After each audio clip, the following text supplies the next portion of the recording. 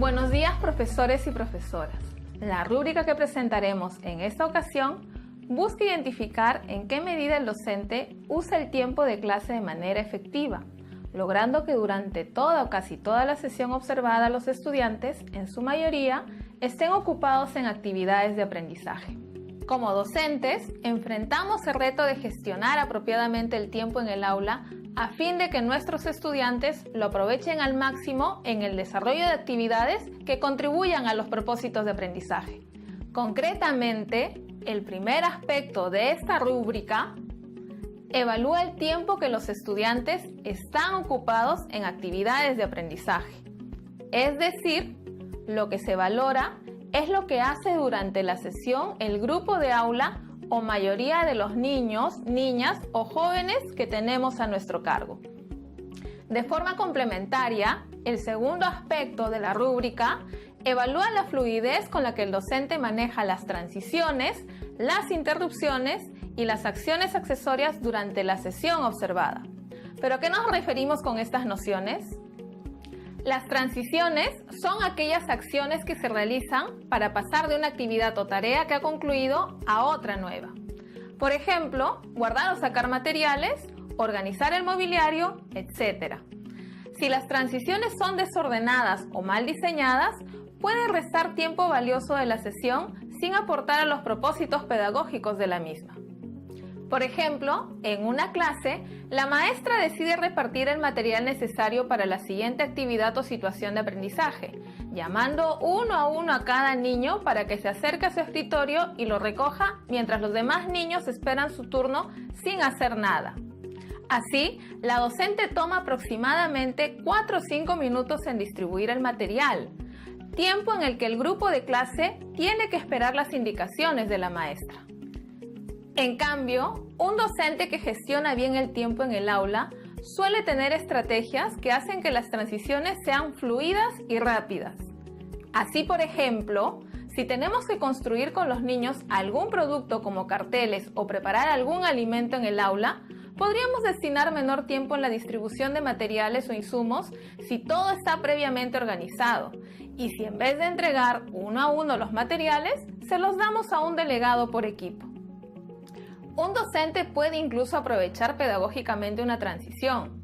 Por ejemplo, en primaria, si tenemos que desplazarnos del aula a otro ambiente, podríamos aprovechar ese tiempo para pedirles a los niños y niñas que observen el lugar y describan si está haciendo frío o calor o si hay mucha o poca gente en el camino. En este último caso, estaríamos trabajando con ellos su capacidad para observar y convirtiendo lo que hubiese sido una simple transición en una oportunidad de aprendizaje que contribuye a un propósito formativo.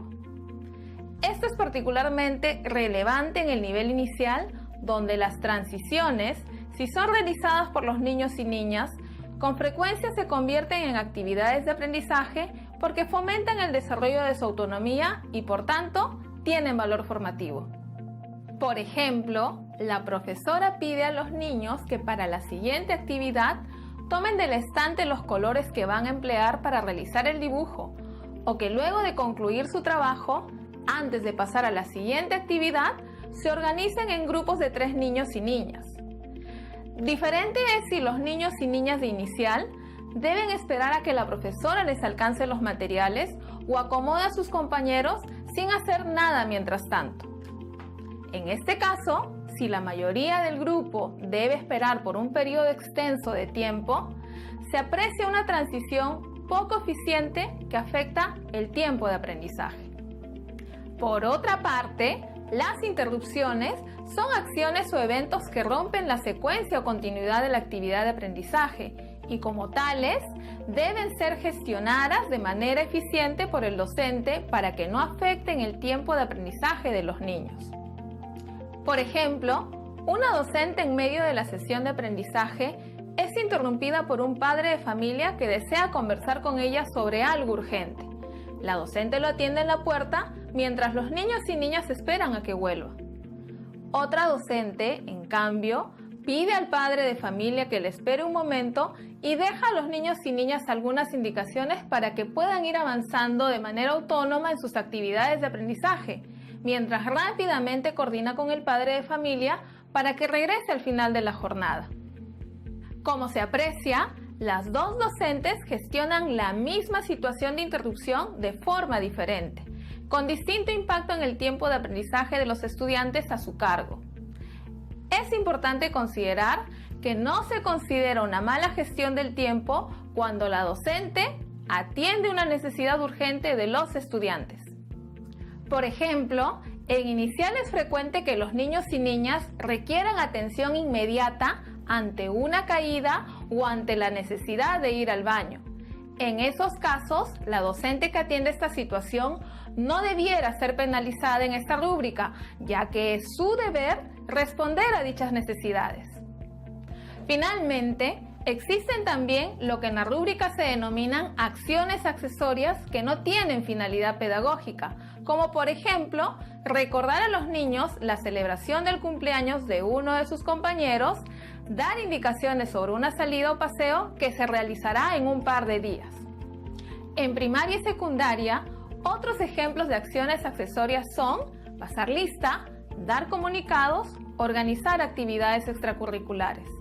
Estas actividades accesorias no debieran tomar un tiempo importante de la sesión, puesto que no contribuyen significativamente al logro de los propósitos pedagógicos.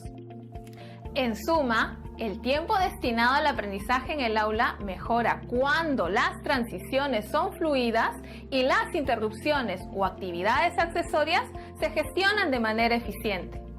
De esta manera, el tiempo es aprovechado por el grupo de estudiantes en actividades propiamente de aprendizaje o que están vinculadas a los propósitos pedagógicos. Pero cabe preguntarse, ¿solo las actividades previstas en nuestras unidades didácticas tienen valor pedagógico? No, muchas de las experiencias imprevistas que surgen en la sesión, si son bien aprovechadas, tienen valor pedagógico. Por ejemplo, en pleno trabajo de grupos, la docente observa que dos niños se disputan los materiales de trabajo. Ella decide intervenir y reflexionar con todo el grupo sobre la importancia del trabajo en equipo. La docente, en lugar de tomar el hecho como una interrupción a lo planificado, lo aprovecha para que los niños aprendan formas pacíficas de resolver un conflicto. Dialogar sobre las normas de convivencia aporta al clima de aprendizaje y a la autorregulación del comportamiento y por lo tanto también tienen un propósito pedagógico. Es importante señalar que especialmente en educación inicial, la formación de hábitos y actitudes está considerada parte del proceso y tiempo dedicado al aprendizaje. Por ejemplo, dar responsabilidades a los propios niños y niñas, como repartir los materiales a sus compañeros, ayudar a colocar los papelotes en la pizarra, llevar sus sillas o cojines al lugar de la asamblea, ordenar las mesas y sillas o participar en el recojo de papeles o materiales que se han empleado para elaborar algún producto. En conclusión, como docentes debemos destinar el máximo del tiempo disponible al aprendizaje de nuestros estudiantes, convirtiendo toda situación en una oportunidad para aprender. Las transiciones fluidas, la buena gestión de las interrupciones y de las acciones accesorias permiten destinar mayor tiempo a aquellas actividades y situaciones que tienen mayor valor pedagógico. Hemos concluido la explicación de la rúbrica 2. Esperamos que les haya sido útil. Gracias por su atención y los invitamos a ver los videos de las otras rúbricas.